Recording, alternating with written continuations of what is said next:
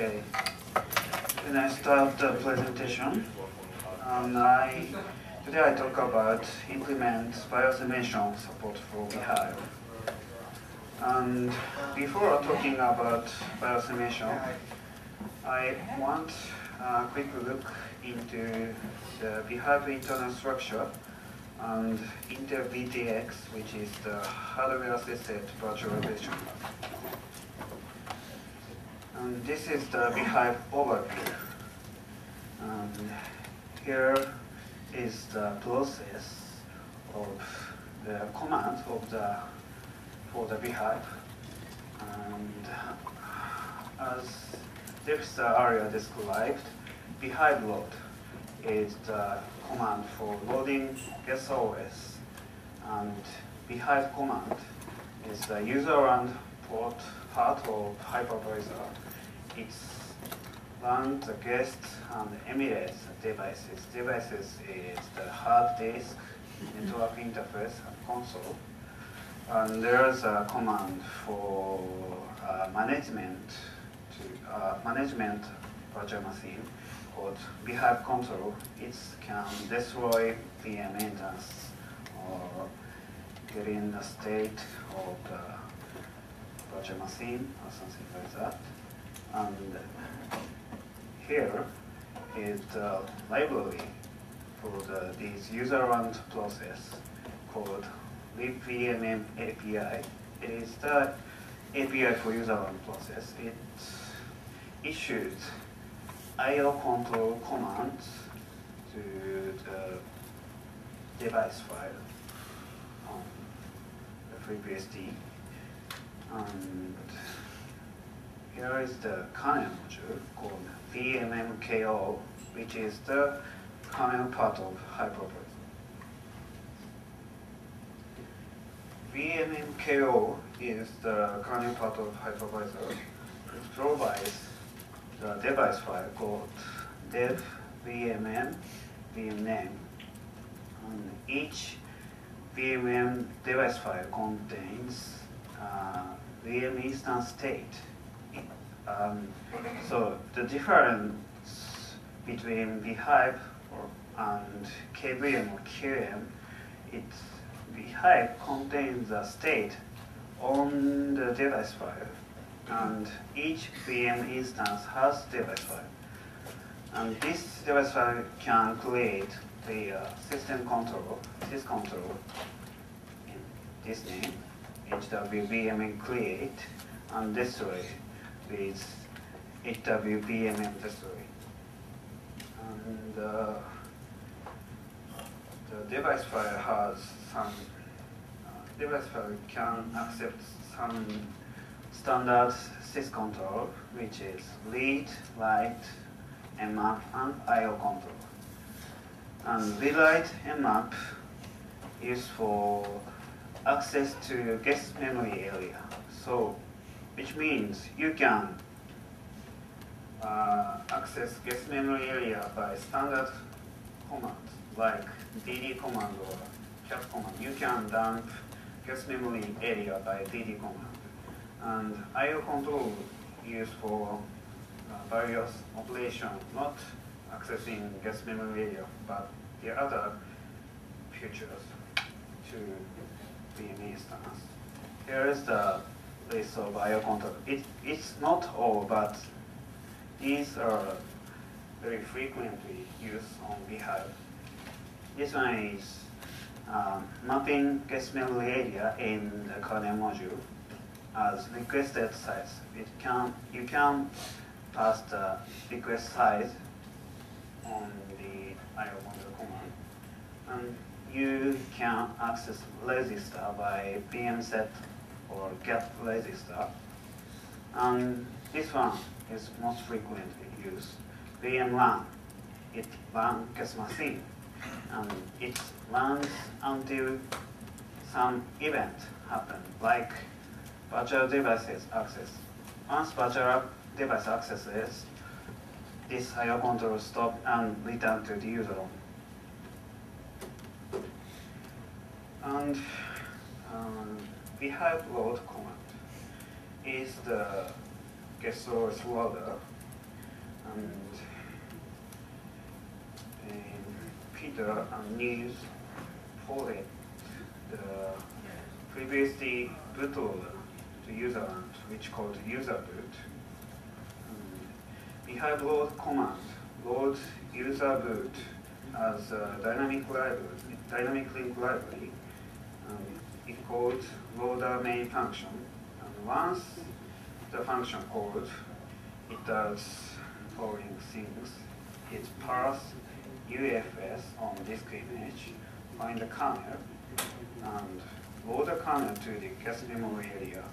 The guest memory area is mapped by mmap, and it's also set the guest register values using VM set register IO control, like this RIP is the entry point.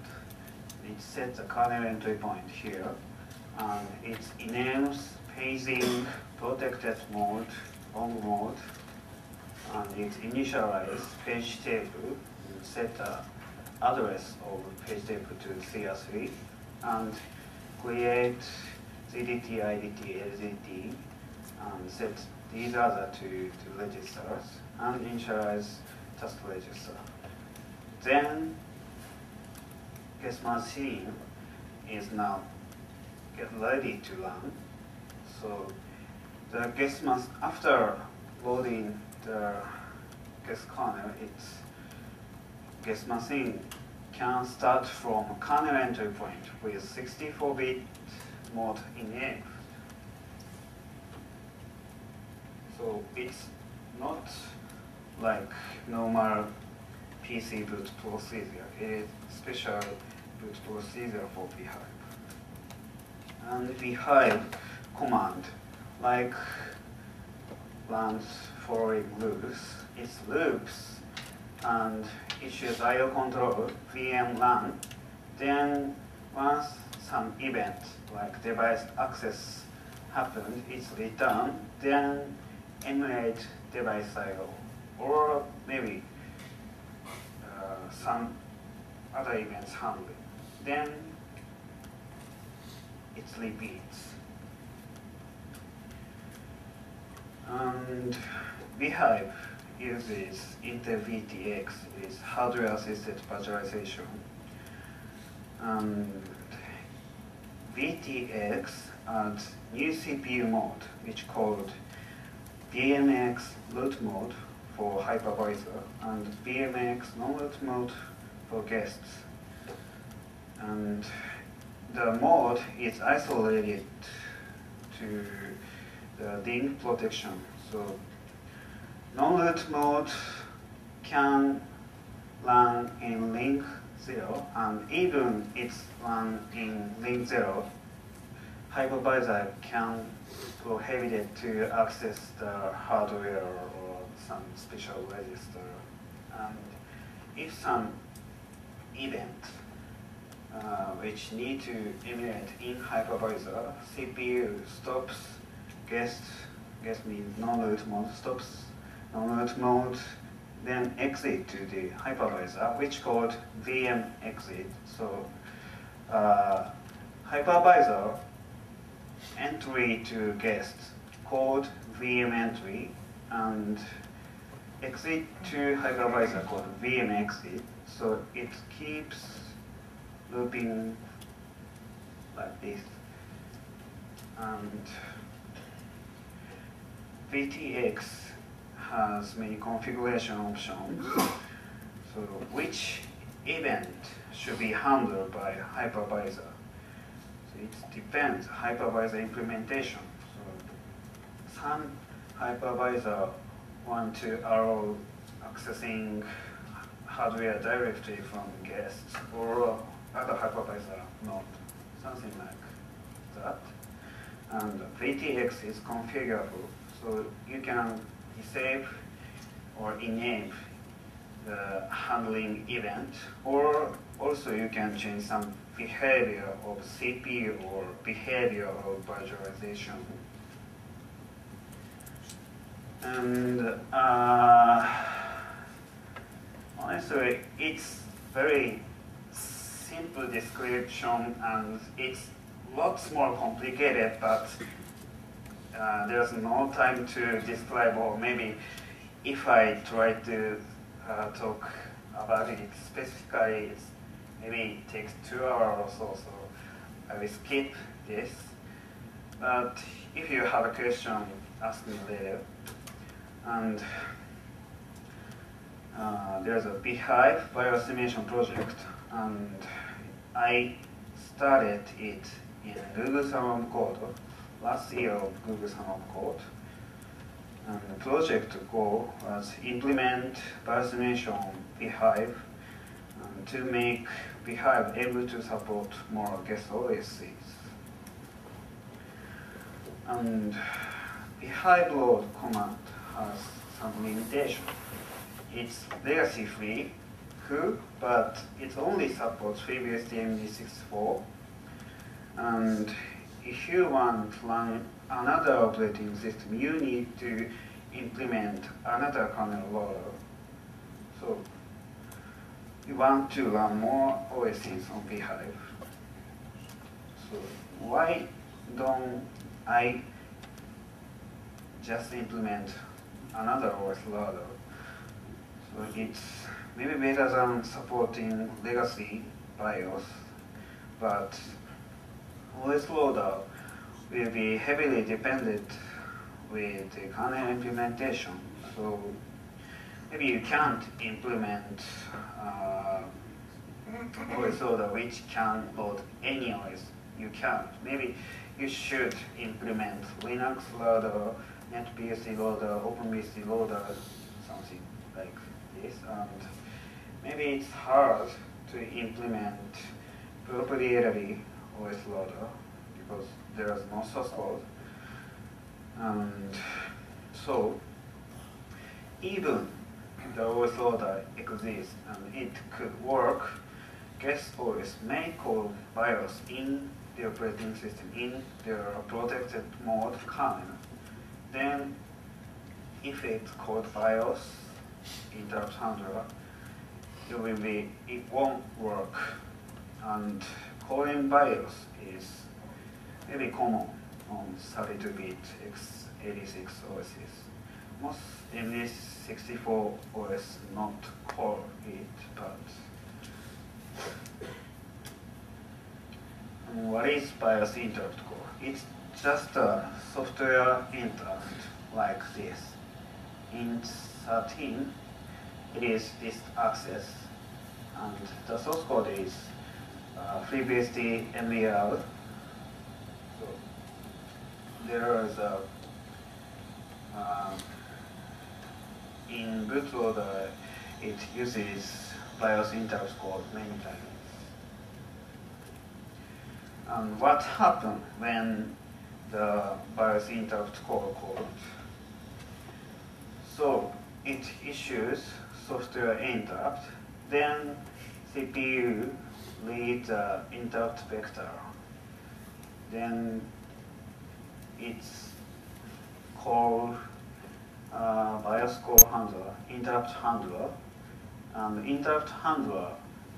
BIOS interrupt handler is on the BIOS ROM, and there is a program to, if the software interrupt was 13, maybe it's accessing hard disk, or if it's 10, then access VGA, like that.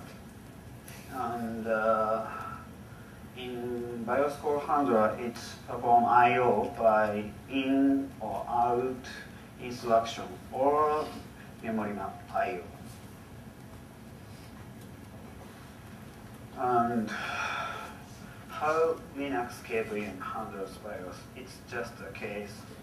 Maybe it's similar on the different hypervisor also.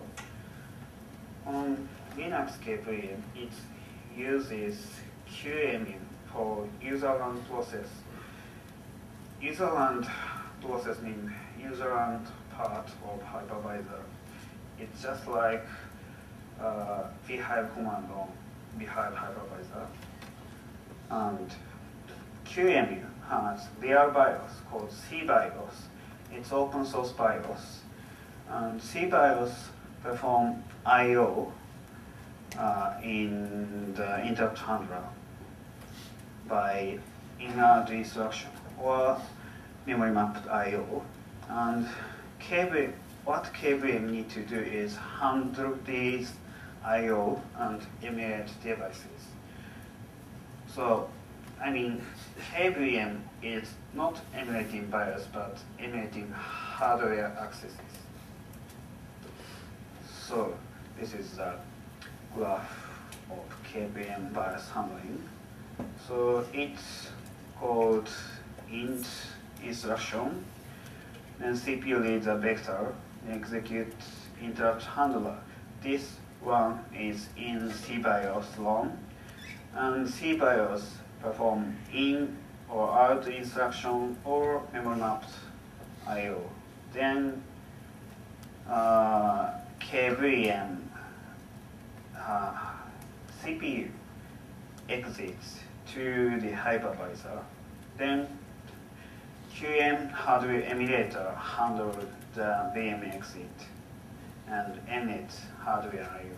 This is the KVM way to handle BIOS.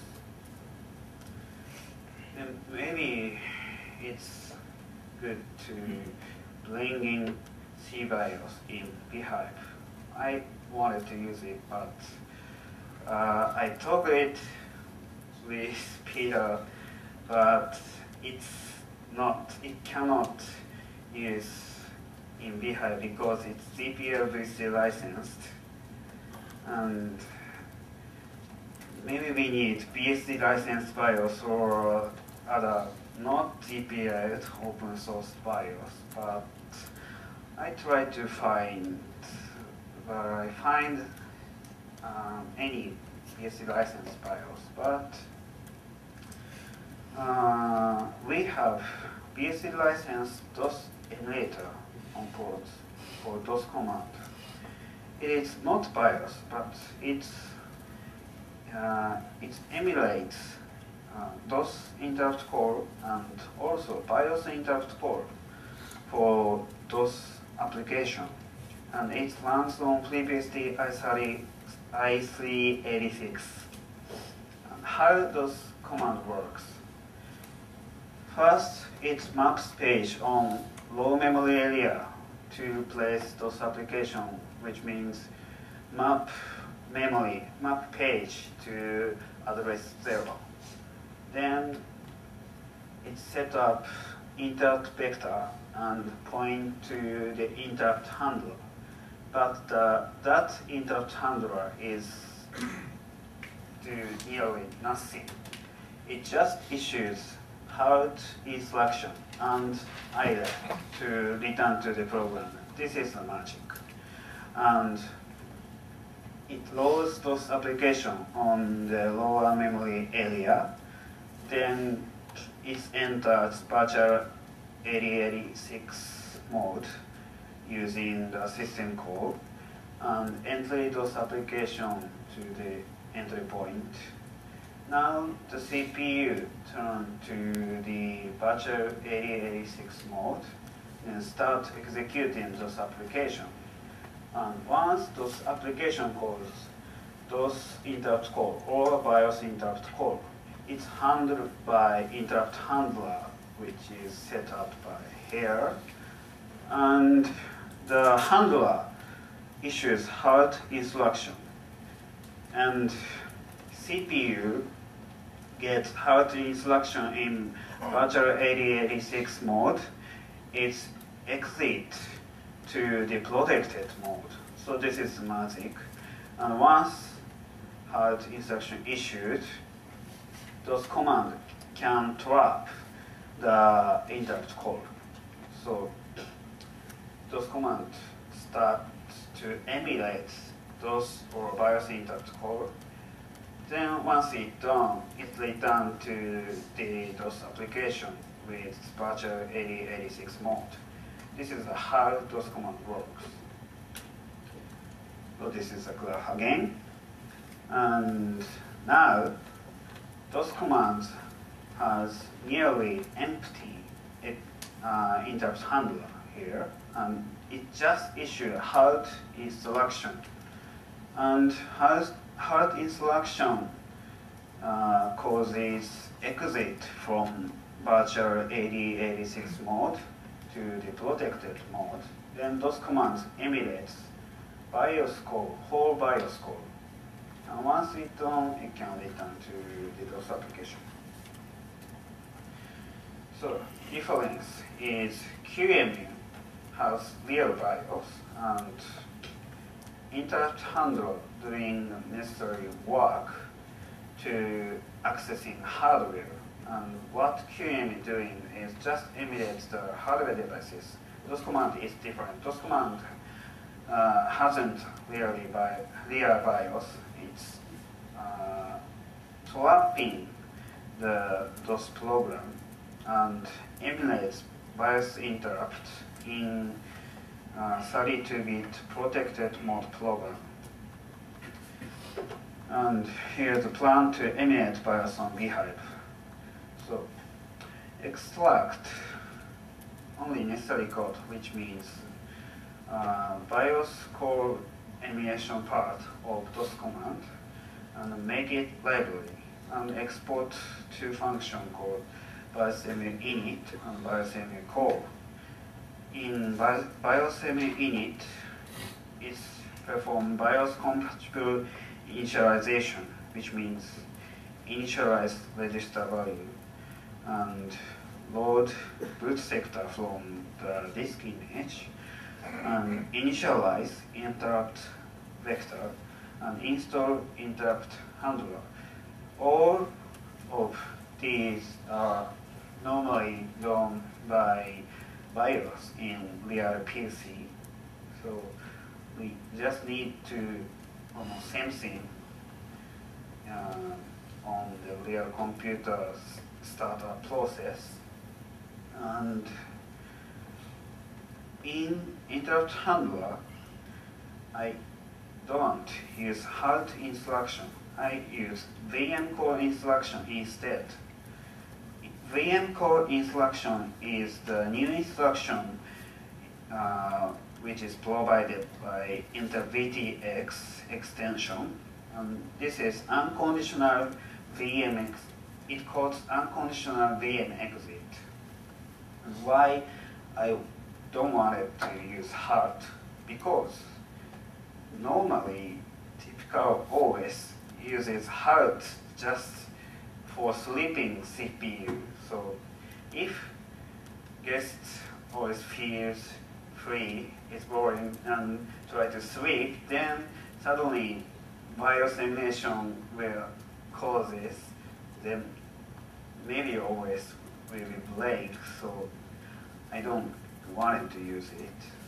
So I change here, and BIOS emu function handles BIOS interrupt call, and it just executes the DOS command emulation code.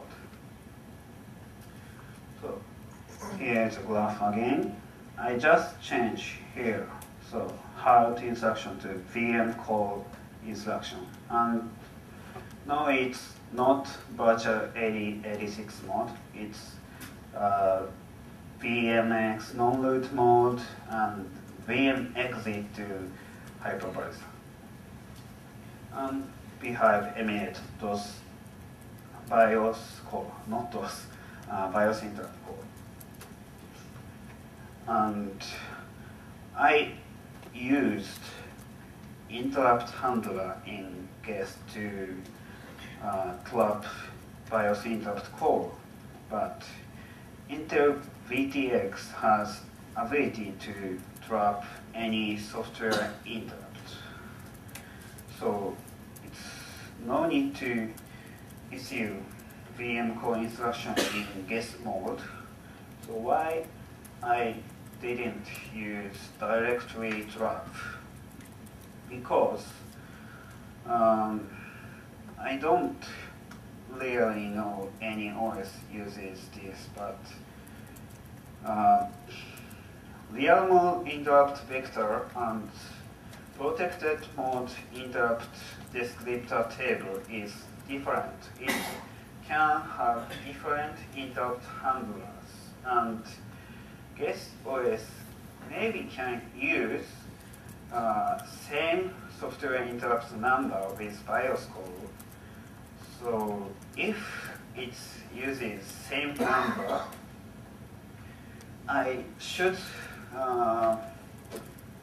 stop to direct handle in protected mode. So I need to on and off every time switching the mode.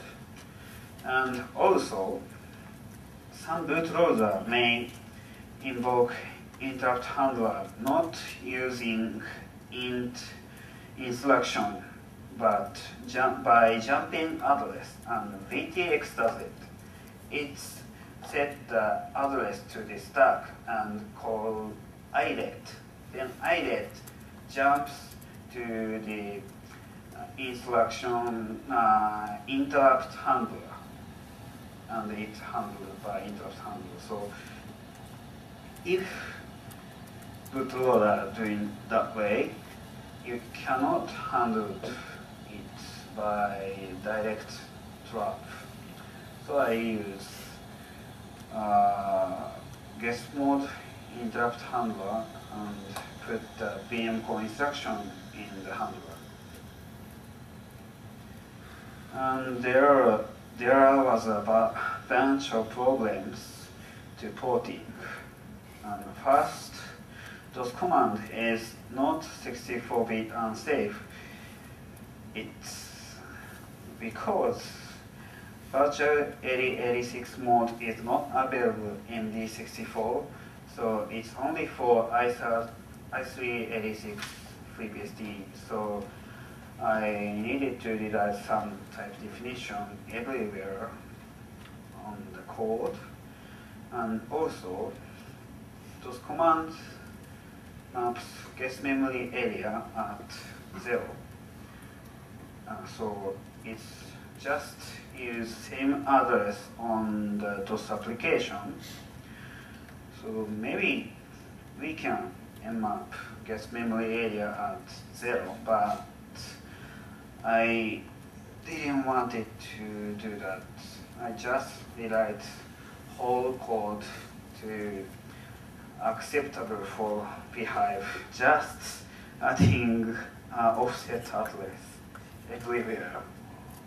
And also, those command store register value in its structure, but BHyve has guest register value in kernel.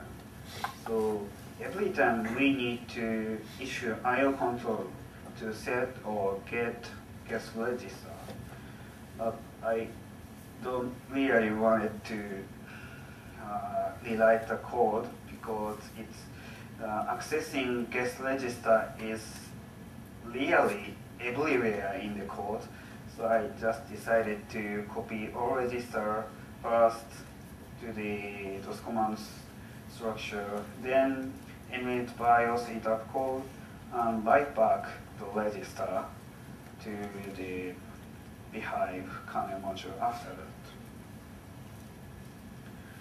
And debugging. So I started implementing BIOS emulation. I inserted register dump for each BIOS interrupt code to know what is going on the BIOS emulation. Actually, BIOS interrupt call is not so frequently called in the bootloader. So it's sometimes called, but not everywhere, not really everywhere. So it's too few to determine what is going on, and I started to debugging it. It of course doesn't work fine it jumped away to strange instruction point and commit suicide the virtual machine, and I had no idea what is going on. I wanted to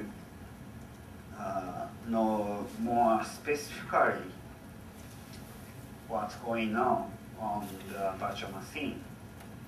So I wanted to get the instruction level trace on it. But FreeBSD on BHyve cannot run in emulator like QEMU or approaches. So maybe it's hard to get instruction level trace by the emulator. So honestly, VMware can run BHyve on it to use nested virtualization.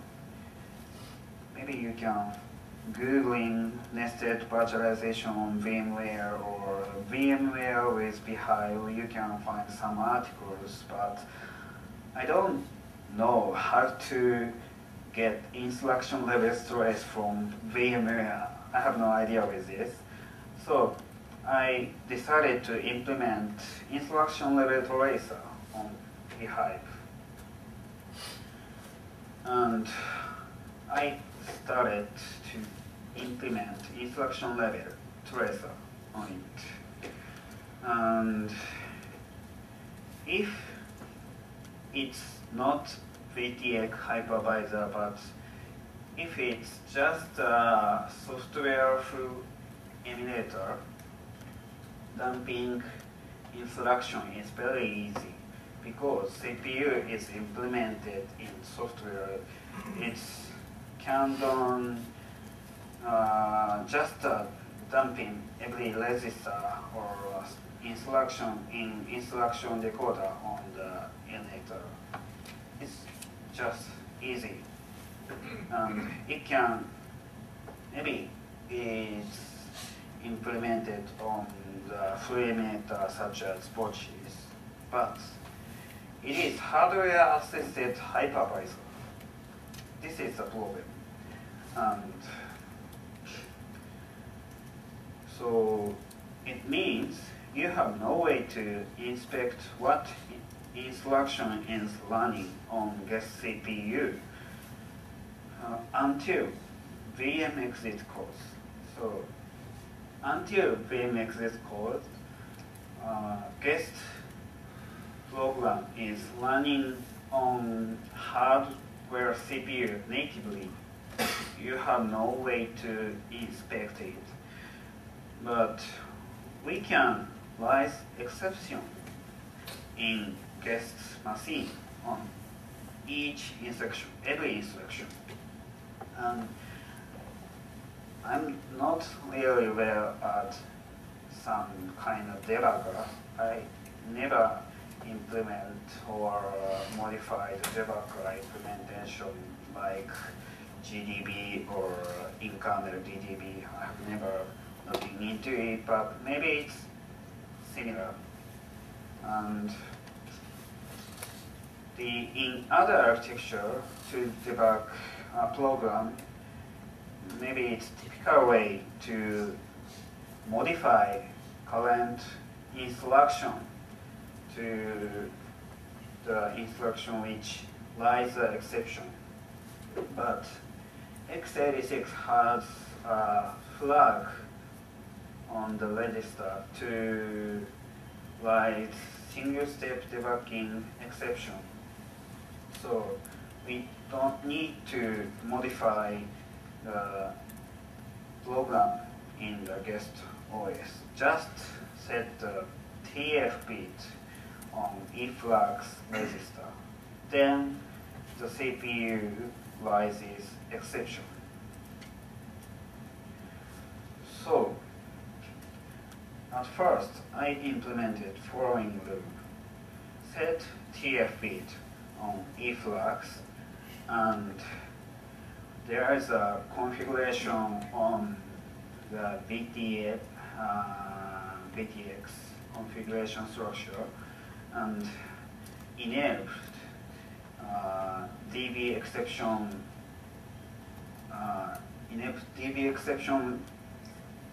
How to say? There is a bit field, and each bit field means which exception want to cause VM exit or not. Typically, it's all 0. But once I turn bit 1 on DB exception field, then virtual CPU causes VM exit when DB exception happens on guest machine. So once DB exception rises VM exit, BHyVe process can handle DB exception, and I disassemble instruction which is pointed by guest EIP, then step forward EIP address and return to the guest machine by VM, not VM enter, VM entry. Then I suddenly realized that VM exit is causing before executing instruction.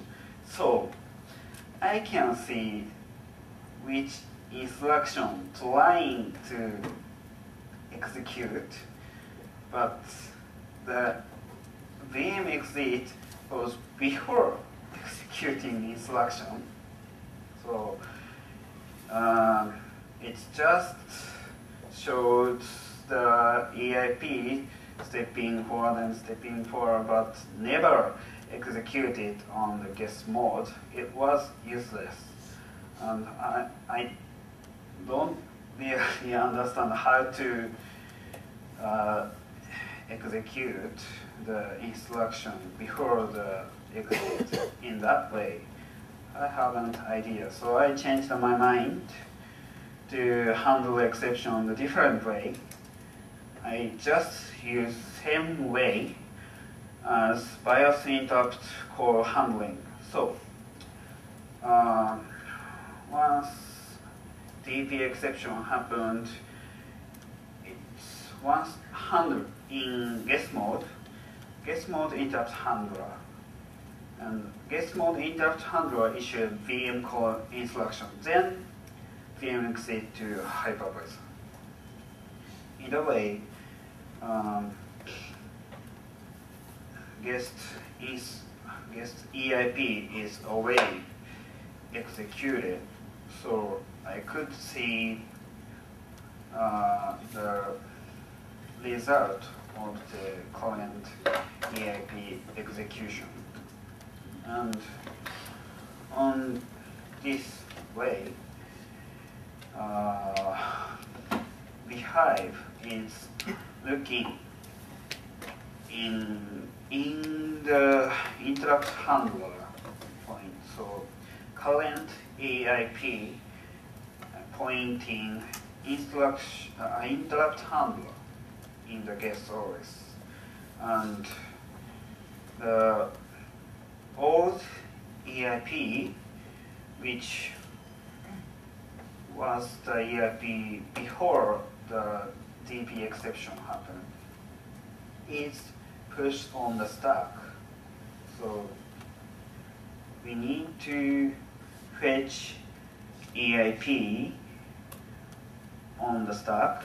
Also CS register, EFRAG register, ESP register, it is all on the stack in the guest machine. So I needed to fetch these on the guest stack.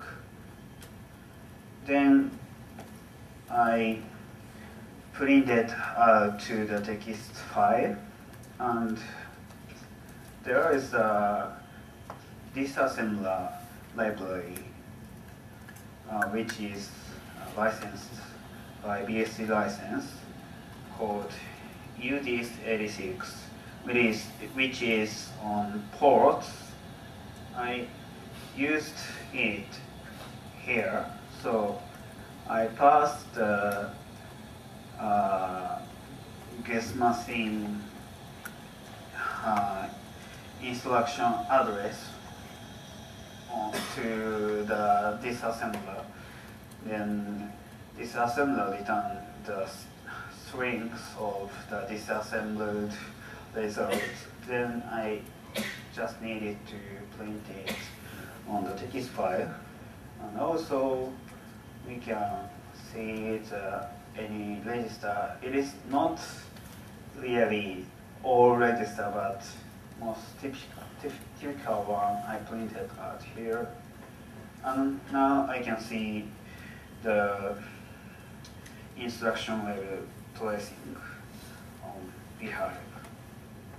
But the implementation is rely on BIOS emulation, so now I cannot use instruction level tracer without BIOS emulation implementation, but anyway, I can see the instruction level trace. But it's sometimes not worked because the enable flag of tracing, enable flag of exception is on eFlags, and eFlags often clear or modify by bootloader program, maybe also some later stage, just like kernel or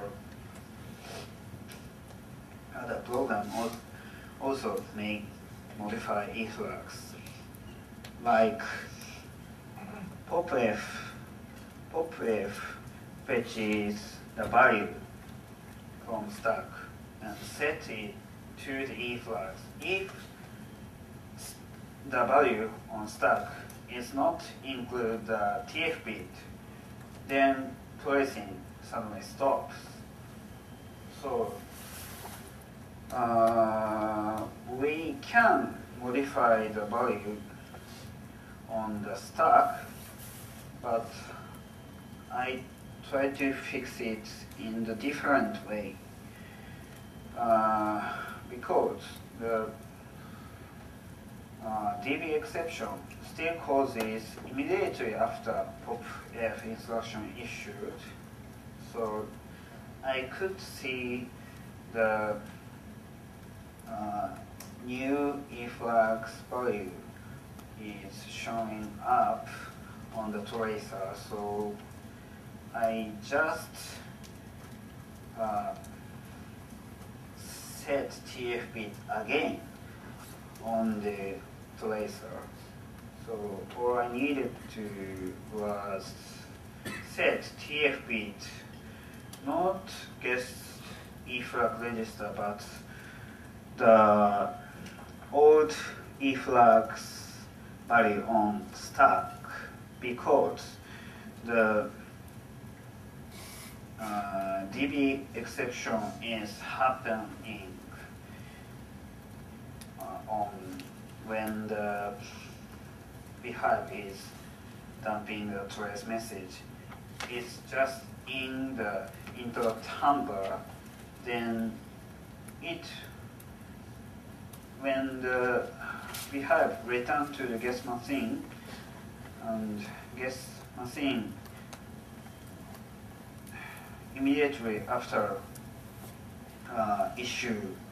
we issue eyelet, and eyelet restores eFlag. So even if we changed guest eFlag's value, eFlag will override by on stack value. So I needed to change on stack eFlag's value. Then solve the issue. But there's some other case, cleared eFlags. I'm not really sure, but it looks like CPU clears TF flag when if it interrupted. And so if the bootloader issued BIOS interrupt call and BHyVe BIOS emulator handles the BIOS emulation, and the implementation of BIOS emulation, our BIOS emulation, which use this interrupt call handler to handling BIOS interrupt call, it's a bit strange because it's not using IRET but let F2. Why it's using let F2 is, which means it doesn't restore CS register and E flags. It's just ignoring all E flags and all CS because it wants to return the new E flag value to the bootloader, because most of BIOS interrupt call uses E flag as like return value. So BIOS interrupt call clearing E flags and set the bit. The interrupt call is succeeded or failed, showing that by E flag.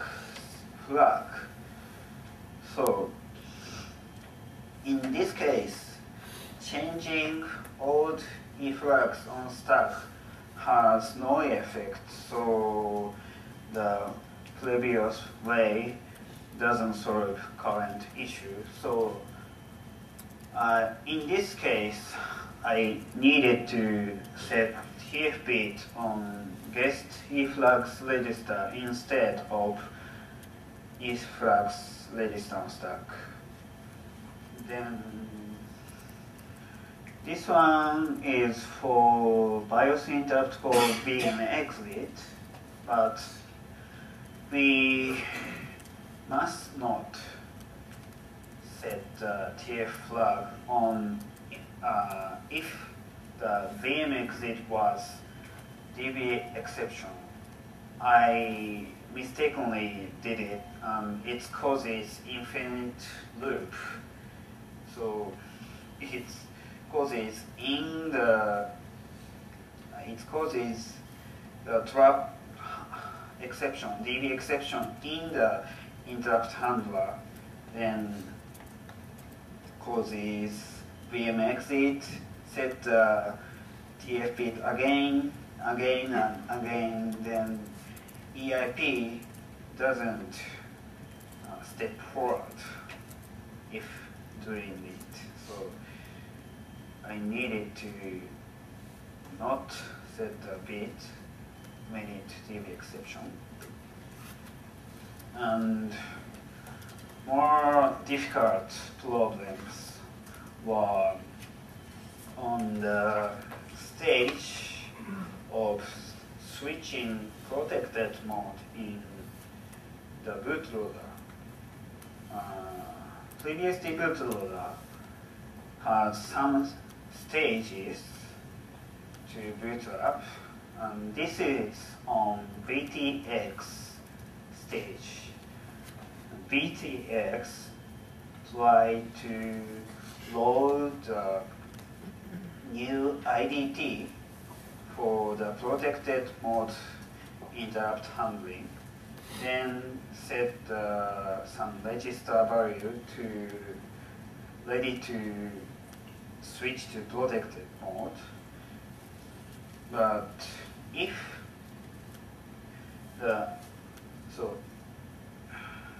IDT is the instruction to change the IDTR register, which is the pointing register, which point the IDT structure, but it takes effect even it's running in real mode. So after LIDT issued, the exception couldn't handle anymore in real mode. So then I tried the change the IDT, and IDT point to the collect DB handler.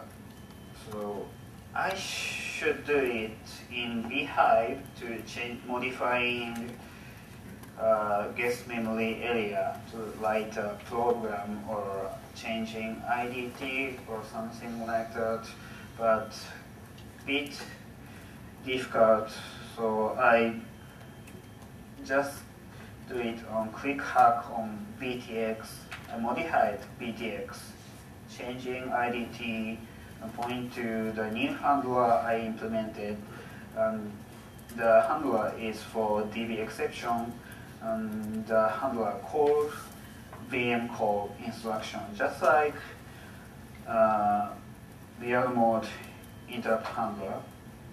And even I change the BTX program in that way, the DB exception and VM call exit still doesn't happen after LIDT called.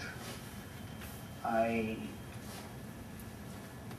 not really sure, but I think probably in real mode its IDTR register takes effect to real mode, but maybe CPU passing the interrupt vector in real mode way, not protected mode style. So I guess CPU passing incorrect way to pass IDT table, and so it's not valid for real mode, I guess. So I changed the mind. I given up the placing real mode program after LIDT. I just enabled again the placing after switching protected mode. Placing could resume. So with the modified BTX. So now I could trace the 32-bit protected mode program. But still bootloader doesn't really works. I'm not really sure there is a strange error happen in 32-bit. There is at least 3 problems here. One is exception is happening in VTX or boot 2. I am not really sure why it happened, but more problem is exception in VTX has exception handler, and the exception handler trying to dump a register or something. Then, so the BHyve trying to run these programs, but in the dumping program, it's also causing exception. I found it. So exception causing exception. So I couldn't see the VTX dump in BHyve. I couldn't find the real problem in here, but anyway, I inserted VM call instruction at the beginning of exception handler and dumped the register in BHyVe, not in BTX. So now I can see what exception is causing in the guest machine. And this is the exception tracing in the BHyVe. It's strange. So BTX causing exception. I'm not really sure why it is, but there is a program called BTX application, which is boot2. Boot2 is BTX application. Also, loader is BTX application. And this is the stage for boot2. Boot2 trying to issue int 13 to read the disk, and boot2 is running in 32-bit program, so it just issued int 31 in 32-bit program, and it's handled by VTX, and VTX try to return to the real mode. And in real mode, it's issued BIOS call, and after that, it's returned to the 32-bit mode. Then this tracing is the end of the returning 32-bit process. So it's just trying to return to the VTX application. Then it's issuing LTR instruction. Then suddenly exception is happening. I'm thinking why it's happening here, but I had no idea, so I just tried to skip all BIOS core in boot2 and loader. I just quick hack it and use in and out instruction instead.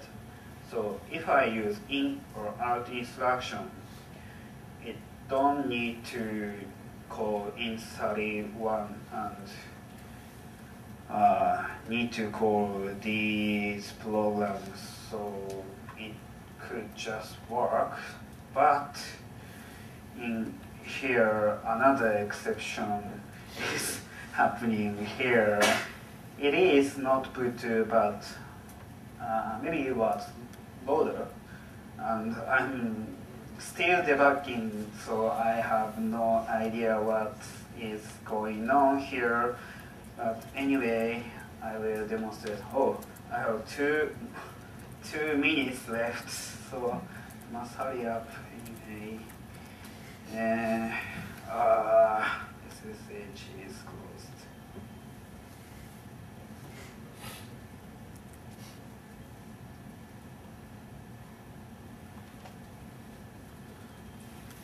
BIOS load command and call BHyVe.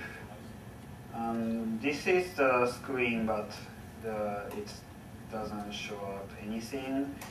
But it's TF to the trace file, so you can see what instruction is executing on the guest machine. Now it's 16-bit program, but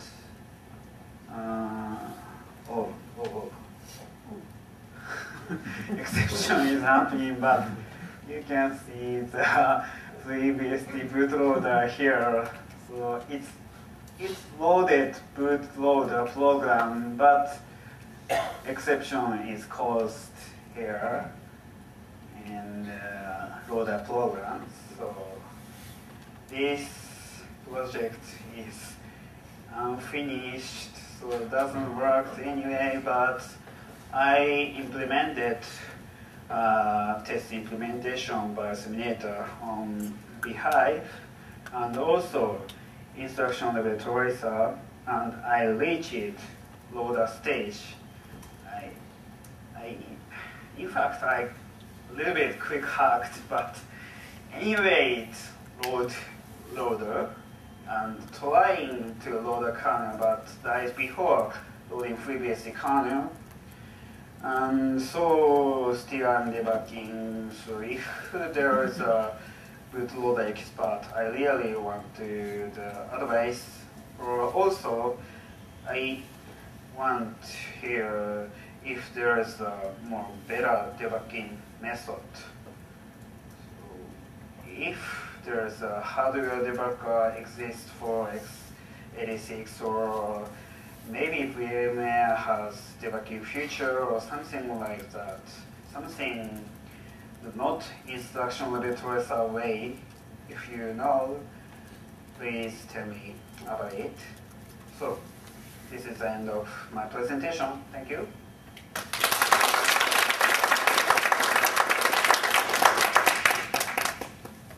Otto-san, do we have time to get a question?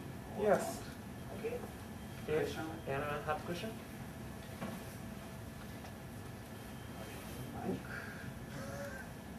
So, yeah. have you looked, there's a set of assembly language code in dtrace that does a lot of work to replace instruction. Uh-huh. Have you looked at that code? I haven't. We can talk afterwards, I can point you at the code, because they play a lot of tricks where they swap instructions. Yeah. And that might help. That might help, I think. Have you considered providing direct multi-boot support for BHyVe? Multi-boot is basically the native boot protocol used by when unified bootloader. You're talking MatchBoot, which is provided by Lab? Yes. Yeah, I see. And it's used, while it's supported by Linux, NetBSD, Xen, and a bunch of other systems as well, and providing it directly would kill most of the need for BIOS emulation as well. You mean even if we use it, it still needs the BIOS simulation? No, you wouldn't.